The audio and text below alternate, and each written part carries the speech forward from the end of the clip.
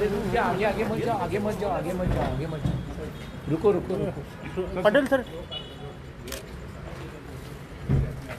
Sir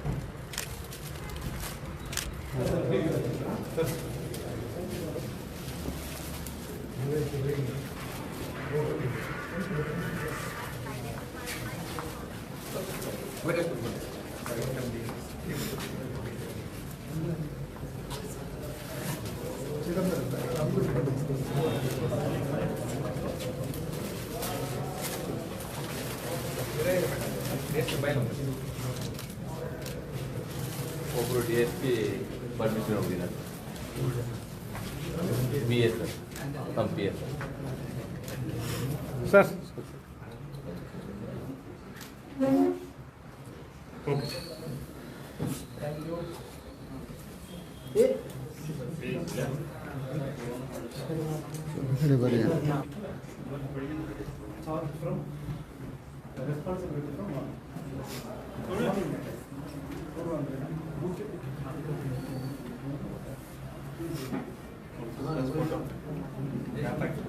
सेठी sir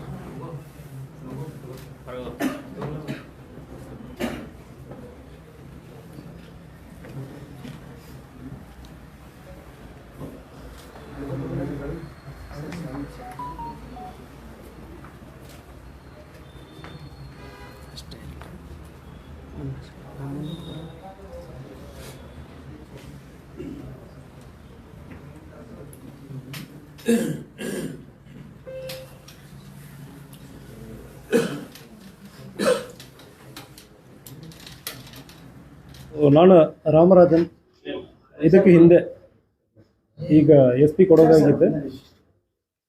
ನಿನ್ನೆ ವರ್ಗಾವಣೆ ಲಿಸ್ಟಲ್ಲಿ ನಮಗೊಂದು ದೊಡ್ಡ ಜವಾಬ್ದಾರಿಯನ್ನು ಕೊಟ್ಟಿದ್ದಾರೆ. ಬೆಳಗಾಂ ಜಿಲ್ಲೆಗೆ ಒಂದು ಇಡೀ ಕರ್ನಾಟಕದಲ್ಲಿ one of the prestigious district ಅಂಥ ಒಂದು ಜಿಲ್ಲೆಯಲ್ಲಿ ನಮ್ಮ ಇಲಾಖೆಯಿಂದ ಮತ್ತು ಈ ಗೌರ್ಮೆಂಟ್ ಅವರು ಕೂಡ ನಮಗೆ ಒಂದು ದೊಡ್ಡ ಜವಾಬ್ದಾರಿಯನ್ನು ಕೊಟ್ಟಿದ್ದಾರೆ. ಇದು ಒಂದು ದೊಡ್ಡ ಜವಾಬ್ದಾರಿ, ಬಿಗ್ಗೆಸ್ಟ್ ಡಿಸ್ಟ್ರಿಕ್ಟ್, ಭಾಳಷ್ಟು ಚಾಲೆಂಜಸ್ ಇರುತ್ತದೆ. ಸೊ ಫಸ್ಟ್ ಆಫ್ ಆಲ್ ನಾನು ಕರ್ನಾಟಕಕ್ಕೆ ಬರುವಾಗ 2018 ಟ್ರೈನಿಂಗಲ್ಲಿರುವಾಗ ನಾನು ಫಸ್ಟು ಬೆಳಗಾಂಗೆ ಬಂದೆ. ಯೂನಿಫಾರ್ಮ್ ಹಾಕ್ಕೊಂಡು ನಾವು ಕರ್ನಾಟಕ ಎಂಟ್ರಿ ಆಗಿರೋದು ಫಸ್ಟು. ಟ್ರೈನಿಂಗ್ ಸಂದರ್ಭದಲ್ಲಿ ನಾವು ಬೆಳಗಾಮಲ್ಲಿ ಬಂದಿದ್ದೀವಿ, ಒಂದು 5 ದಿವಸ ಆವಾಗಿದ್ದೆ.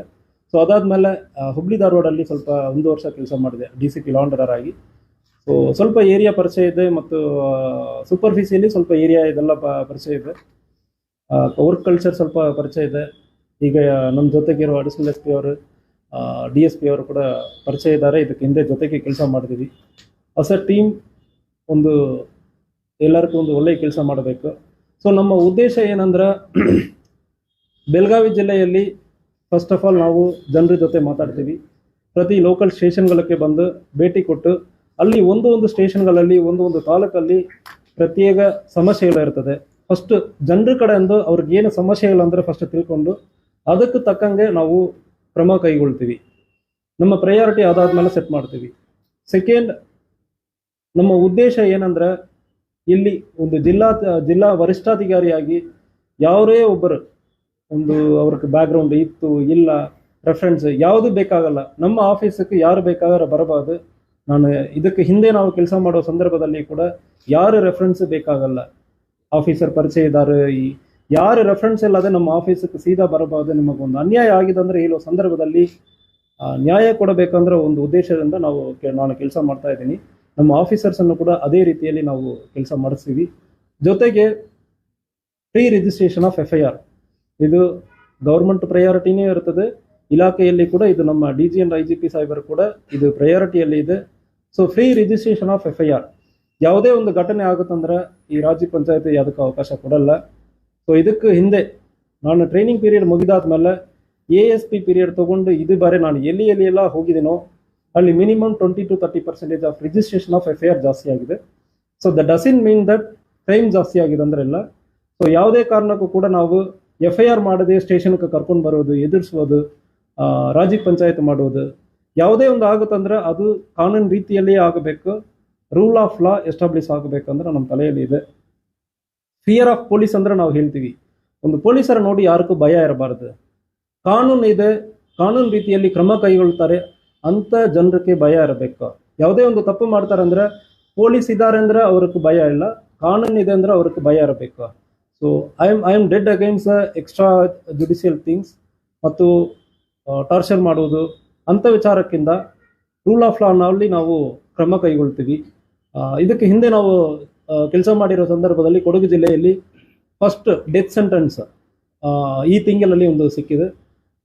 2025 ಮಾರ್ಚ್ ತಿಂಗಳಲ್ಲಿ ಆಗಿರುವ ಕೇಸಲ್ಲಿ ಡಿಸೆಂಬರ್ ತಿಂಗಳಲ್ಲಿ ಡೆತ್ ಸೆಂಟೆನ್ಸನ್ನು ನಾನು ತೊಗೊಂಡಿದ್ದೀನಿ. ಸೊ ನಮ್ಮ ಆಫೀಸರ್ಸ್ ಸೂಚನೆಗಳನ್ನು ಇನ್ವೆಸ್ಟಿಗೇಷನಲ್ಲಿ ಕಾನ್ಸಂಟ್ರೇಟ್ ಮಾಡಿ ಜನರಿಗೆ ಕಾನೂನು ರೀತಿಯಲ್ಲಿ ಅವ್ರಿಗೆ ಭಯ ಇರಬೇಕು. ಇಂಥಾಗ ಒಂದು ಶಿಕ್ಷೆ ಇದೆ ಅಂದರೆ ಅದು ಶಿಕ್ಷೆ ಆಗಬೇಕು. ಒಂದು ಘಟನೆ ಆದಮೇಲೆ ಅದು ಶಿಕ್ಷೆ ಆಗಬೇಕು. ಇಲ್ಲಾಂದರೆ ಕಾನೂನಿಗೆ ಬೆಲೆ ಇರಲ್ಲ, ಪೊಲೀಸರಿಗೆ ಬೆಲೆ ಇರಲ್ಲ. So rule of law will be established. ಇದು ನಮ್ಮ ಉದ್ದೇಶ ಇರ್ತದೆ. ಈಗ ಬೆಳಗಾವಿ ದೊಡ್ಡ district, Karnataka, Maharashtra, Goa 3 States connectivity ಬರ್ತವೆ. ಬಾರ್ಡರಲ್ಲಿ ಇದೆ, 3 ಸ್ಟೇಟದು ಬಾರ್ಡರ್ ಕನೆಕ್ಟಿವಿಟಿ ಆಗ್ತದೆ. 15 ತಾಲೂಕು ಅದಾವೆ. ಒಂದು ಬೆಳಗಾವಿ ತಾಲೂಕು ಬಿಟ್ಟರೆ ಉಳಿದ 14 ತಾಲೂಕೆಲ್ಲ ನಿಮ್ಮ ಅಂಡರದಲ್ಲೇ ಬರ್ತವೆ. ಹೀಗಾಗಿ ಬಿಗ್ ಡಿಸ್ಟಿಕ್ಕು ಬಿಗ್ ಚಾಲೆಂಜ್. ಯಾವ ರೀತಿ ಏನಾದರೂ ತಿಳ್ಕೊಂಡಿದ್ದೀರಾ ಅಂತ ಬೆಳಗಾವಿ ಜಿಲ್ಲೆ? ಸೊ ಸೂಪರ್ಫಿಷಿಯಲಿ ನಮಗೆ ಗೊತ್ತಿರ್ತದೆ. So policing is same, law is same. So ಇಷ್ಟು ದೊಡ್ಡ ಜಿಲ್ಲೆ ಇದೆ ಅಂದ್ರೆ ಕೂಡ ನಮಗೆ ಅಷ್ಟು ಸಹಕಾರ ನೀಡುವುದಕ್ಕೆ ನಮಗೆ ಆಫೀಸರ್ಸ್ ಅಷ್ಟೊಂದು ಸಹಕಾರ ನೀಡ್ತಾರೆ. ಅಡಿಷನಲ್ SP ಇರ್ತಾರೆ, 5 DSP, ಒಂದು ಸೆನ್ DSP ಇದ್ದಾರೆ, 6 DSP ಎಲ್ಲ ಇರ್ತಾರೆ. ಸೊ ಅಷ್ಟು ಪೊಲೀಸ್ ಸ್ಟೇಷನ್ಗಳು ಇರ್ತದೆ. So it is manageable. Law and order wise ನಮಗೆ ಬೇಕಾದಷ್ಟು ಫೋರ್ಸ್ ಇರ್ತದೆ. ಎಲ್ಲಿ ಒಂದು ಸಮಸ್ಯೆ ಆಗುತ್ತೆ ಅಂದ್ರೆ ನಾವು ಮೊಬಿಲೈಸ್ ಮಾಡೋದಕ್ಕೆ ಬೇಕಾದಷ್ಟು ಫೋರ್ಸ್ ಇರ್ತದೆ. ಸ್ಟ್ರಾಂಗ್ DR ಇರ್ತದೆ. ಸೊ ಮತ್ತು ಸಿಟಿ ಇರ್ತದೆ ನಮಗೆ ಇಮಿಡಿಯೇಟ್ಲಿ ಸಹಕಾರ ಮಾಡೋದಕ್ಕೆ. ಸೊ ಜಿಲ್ಲೆ ದೊಡ್ಡದಿದೆ ಅಂದ್ರೆ ಕೂಡ ಅದಕ್ಕೆ ತಕ್ಕಂಗೆ ನಮಗೆ ಪೊಲೀಸ್ ಫೋರ್ಸ್ ಕೂಡ ಇರ್ತದೆ. ಅದರಿಂದ ಇಟ್ ಇಸ್ ಮ್ಯಾನೇಜಬಲ್. ಇದಕ್ಕೆ ಹಿಂದೆನೇ ಮ್ಯಾನೇಜ್ ಮಾಡಿದರೆ ನಾವು ಮ್ಯಾನೇಜ್ ಮಾಡ್ತೀವಿ. ನೀವು ಅಲ್ಲಿಗೆ ಬೆಳಗಾವಿಯಲ್ಲಿ ಅತಿ ಹೆಚ್ಚು ಈ ಅಪಘಾತಗಳಿಂದ ಡೆತ್ ಆಗ್ತಾ ಇದಾರಲ್ಲ, ಸೊ ಈ ಹಿಂದಿನ SP ಅವರು ಕೂಡ ಅದ್ರ ಬಗ್ಗೆ ಬೇಜಾರು ವ್ಯಕ್ತಪಡಿಸಿದ್ರು. ನಿಮ್ ಸಿಬ್ಬಂದಿಗಳು ಎಷ್ಟೇ ಪ್ರಯತ್ನ ಮಾಡಿದ್ರು ಎಲ್ಲೋ ಒಂದ್ ಕಡೆ ಅದು ರೇಷೋ ಇದೆಲ್ಲ ಕಡಿಮೆ ಆಗ್ತದೆ. ರೋಡ್ ಆಕ್ಸಿಡೆಂಟ್ ಬಗ್ಗೆ ಹೇಳ್ತಾ ಇದ್ದಾರೆ. So it is a collective responsibility. ಒಂದು ಉದಾಹರಣೆ ಕೇಳಬೇಕಾದ್ರೆ, ಸೊ ಒಂದು ಜಿಲ್ಲೆಯಲ್ಲಿ ರೋಡ್ ತುಂಬ ಸರಿ ಇಲ್ಲ. ಹೋದ ವರ್ಷ 100 ಆಕ್ಸಿಡೆಂಟ್ ಆಯಿತು. ಎಲ್ಲಿ ರೋಡ್ ತುಂಬ ಸರಿ ಇಲ್ಲವೋ ಆ ಏರಿಯಾನಲ್ಲಿ ನೋಡೋ ಸಂದರ್ಭದಲ್ಲಿ ವೆಹಿಕಲ್ ಮೂವ್ಮೆಂಟ್ ತುಂಬ ಸ್ಲೋ ಆಗಿ ಹೋಗಿದೆ. ನೆಕ್ಸ್ಟ್ ವರ್ಷ 60 ಆಗಿದೆ. ಸೊ ಇದು ಒಬ್ಬರ ರೆಸ್ಪಾನ್ಸಿಬಿಲಿಟಿ, ಪೊಲೀಸ್ ರೆಸ್ಪಾನ್ಸಿಬಿಲಿಟಿ ಅಂದ್ರೆ ಮಾತ್ರ ಇಲ್ಲ. ಜನ ಜವಾಬ್ದಾರಿಯಿಂದ ಗಾಡಿ ಓಡಿಸಬೇಕು. ರೋಡ್ ಚೆನ್ನಾಗಿದೆ ಅಂದರೆ ಗಾಡಿ ನಾವು ಬೇಗ ಓಡಿಸ್ತೀವಿ, ಹೆಲ್ಮೆಟ್ ಹಾಕಲ್ಲ. ಸೊ ಅದು ಮಾತ್ರ ಅಲ್ಲ, ನಮ್ಮ ಇನ್ಫ್ರಾಸ್ಟ್ರಕ್ಚರ್ ಫೆಸಿಲಿಟೀಸ್ ಚಾಲೆಂಜಸ್ ಇರ್ತದೆ. ಸೊ ಪಾರ್ಕಿಂಗ್ ಏರಿಯಾ ನಮಗೆ ಬೇಕಾದಷ್ಟು ಪಾರ್ಕಿಂಗ್ ಇರಲ್ಲ.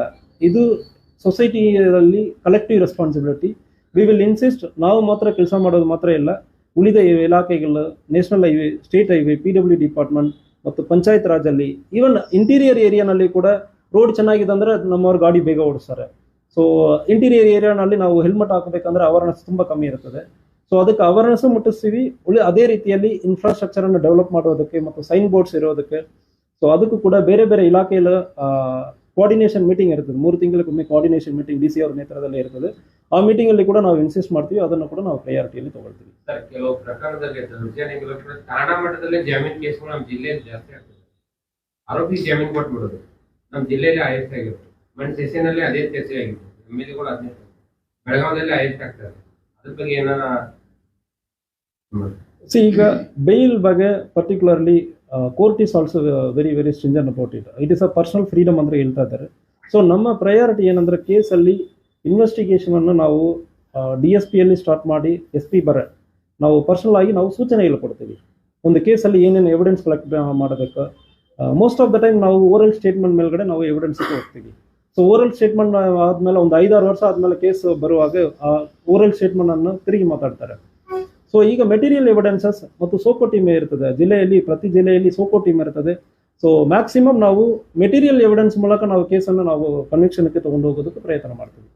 ಸರಿ, ನಾಳೆ ಸೌದತ್ತಿಯಲ್ಲಿ ಜಾತ್ರೆ ಸ್ಟಾರ್ಟ್ ಆಗ್ತದೆ. ನಾಡಿದಿಂದ 1.5 ತಿಂಗಳು ಲಕ್ಷಾಂತರ ಭಕ್ತರು ಸೇರ್ತಾರೆ. ಅಕ್ರಮ ಮದ್ಯ ಮಾರಾಟ ಜೋರಾಗಿ ನಡೀತಾ ಇದೆ ಸರ್. ಮತ್ತೆ ಪ್ರತಿ ಬಾರಿ ಹೇಳ್ತಾರೆ ಹಿಂಗ್ ತಡೆಗಟ್ತೀವಿ ಅಂತವ್ರೆ. ಆ ಆದೇಶ ಕಾಗದಕ್ಕೆ ಸೀಮಿತ ಆಗಿದೆ. ನೀವೇನಾದ್ರು ಅದಕ್ಕೆ ವಿಶೇಷಗಳು ಮಾಡ್ತೀವಿ? ಬಹುತೇಕ ಅಲ್ಲಿ ಇರುವಂತ ಎಲ್ಲ ಅಂಗಡಿಯಲ್ಲಿ ಮಾಡ್ತಾರೆ. ಅಲ್ಲಿ ಪೊಲೀಸರು ಇರುವುದು, ಜೊತೆಗೆ ಅಲ್ಲಿ ಅಬಕಾರಿ ಯಾರ ಭಯನೂ ಇಲ್ಲ ಸರ್ ಅವ್ರಿಗೆ? ಇಲ್ಲ, ಇದ್ರ ಬಗ್ಗೆ ನೀವು ಮಾಹಿತಿ ಕೊಟ್ಟಿದ್ದೀರಿ. Will work on it. Raid ಮಾಡ್ತೀವಿ, ಇದ್ರ ಬಗ್ಗೆ ತಡೆ ಕಟ್ತೀವಿ. ಎಲ್ಲ ವಾಟರ್ ಬಾಟಲ್ ಸೇಲ್ ಮಾಡ್ತೀವಿ. ಇಲ್ಲ, ಮಾಹಿತಿ ನೀವು ಈಗ ಕೊಟ್ಟಿದ್ದೀರಲ್ಲ, ವಿಲ್ ವರ್ಕ್ ಆನ್ ಇಟ್. ನಾವು ಪರ್ಸನಲ್ ಆಗಿ ನಾನು ಬರ್ತೀನಿ. ಸೊ ಫಸ್ಟ್ 2-3 ಡೇಸ್ ಇಲ್ಲಿ ಲೋಕಲಿ ಪರಿಚಯ ಮಾಡಿಕೊಂಡು ಏರಿಯಾ ವಿಸಿಟ್ ಮಾಡಿ ಆದ್ಮೇಲೆ ಫಾರ್ ಶೂರ್ ಅಲ್ಲಿ ಬರ್ತೀನಿ. Stringent action will be taken. So ಯಾವುದೇ ಇರುತ್ತೆ ಅಂದರೆ, ಸೊ ಮೀಡಿಯಾವ್ರಿಗೆ ಒಂದು small request, so you have full freedom to criticise us. ನಮ್ಮ ಕೆಲಸ ಸರಿಯಾಗಿ ಮಾಡಿಲ್ಲ ಅಂದರೆ 100% ಯು ಹ್ಯಾವ್ ಟು ರೈಟ್. ನೀವು ಸರಿಯಾಗಿ ಮಾಡ್ತಾ ಇಲ್ಲ, ಪೊಲೀಸ್ ಇಲಾಖೆ ಏನು ಮಾಡ್ತಾ ಇದ್ದಾರೆ ಅಂದರೆ ಪ್ರಶ್ನೆ ಮಾಡಿ, ನಮ್ಮನ್ನು ಪ್ರಶ್ನೆ ಮಾಡಿ. ಸೊ ಪ್ರೆಸ್ಸಲ್ಲಿ ಒಂದು ಭಾಳಷ್ಟು ದೊಡ್ಡ ರೆಸ್ಪಾನ್ಸಿಬಿಲಿಟಿ ಇರ್ತದೆ. ಸೊ ನಾನು ಹಿಂದೆ ಇರುವ ಜಿಲ್ಲೆಯಲ್ಲಿ ಕೂಡ ಒಂದು ಪ್ರೆಸ್ ಗ್ರೂಪ್ ಅಂದರೆ ಮಾಡ್ಕೊಂಡಿದ್ದೆ. ಸೊ ಕ್ರಿಟಿಸೈಸ್ ಮಾಡ್ತಾ ಇದ್ದಾರೆ, ಇಲ್ಲಿ ಕೆಲಸ ಆಗ್ತಾ ಇಲ್ಲ ಅಂದರೆ ಹೇಳ್ತಾ ಇದ್ದಾರೆ. ಆ criticism improve the policing. So ಯಾವಾಗ ಒಳ್ಳೆಯ ಕೆಲಸ ಆಗ್ತದೋ ಆ ರೀತಿಯಲ್ಲಿ ಅವಾಗಲೂ ಚೆನ್ನಾಗಿ ಬರೀತಾ ಇದ್ದರು. So will B giving all the information flow ನಮ್ಮ DPOಲಿಂದ ನಿಮಗೆ ಬರ್ತದೆ. ನೀವು ಯಾವುದೇ ಪೊಲೀಸ್ ಸ್ಟೇಷನ್ಗೆ ಮಾತಾಡಬೇಕು, ಕರೀಬೇಕಂದ್ರೆ ಯಾವುದೂ ಸಮಸ್ಯೆ ಇರಲ್ಲ.